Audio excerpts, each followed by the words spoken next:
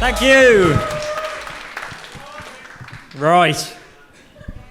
Make some noise if you've ever moved house. Yep. Cheering is the correct response because it's a terrific experience. It's not stressful in the least.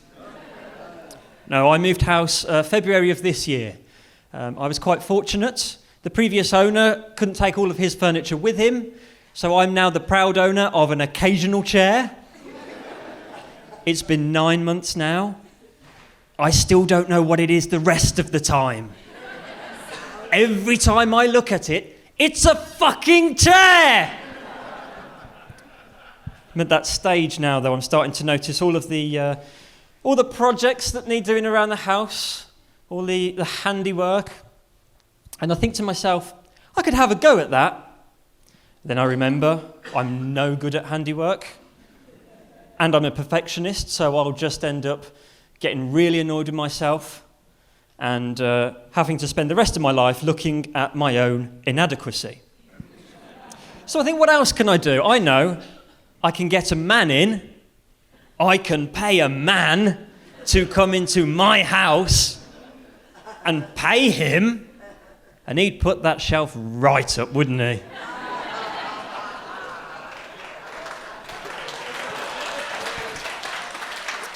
And because that's what he's paid to do, he'd do it so well, I'd have to then spend the rest of my life reminded of my own inadequacy.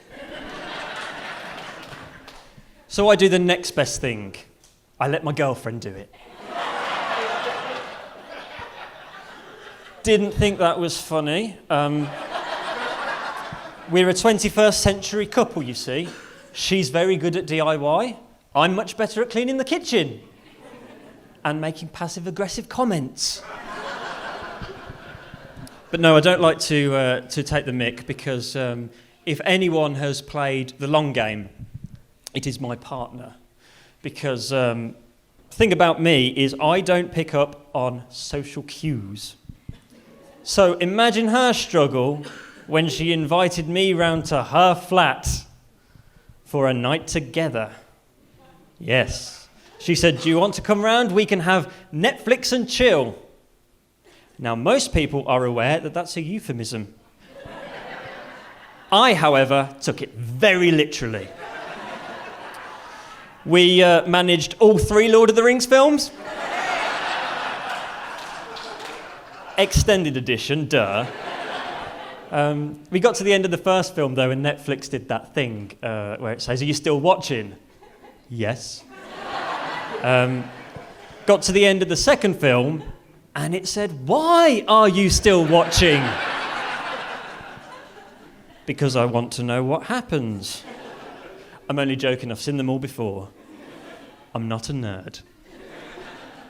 But then it wasn't until we got to the end of the third film, Netflix just shut down. In big letters, it said, "Dude! This is a girl who has invited you to her flat. It is just the 2 of you for the whole night. This is not a drill." No, I wish Netflix said that. But it didn't. It didn't, did it? Because as good as Netflix is at suggesting films, when it comes to relationship advice, a little bit shit. And I could do with a service like that just prompts me, when to make a move and when to say the right things. Because, as I said, I'm really shit at reading signs. That's why I failed 4 driving tests. But it's made me realise on reflection that my failure in navigating both cars and girls actually boils down to the same thing, which is I'm really good at the theory. I can tell you all of the positions. I can explain about 3 manoeuvres. And I certainly know what you do with a dipstick. You put it in a vagina, sir. But when it comes to the practical, I have a tendency to fuck it up. And I put that down to the man with the clipboard. Yeah. He's always there, isn't he? Tutting and huffing.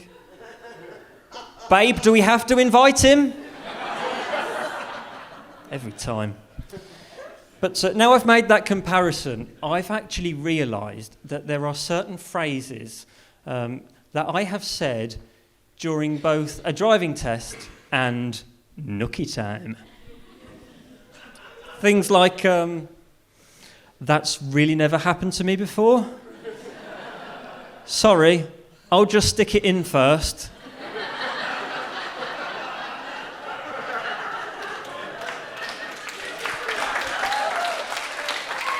And the most embarrassing one, I hope to God that's not a minor. Thank you. Let's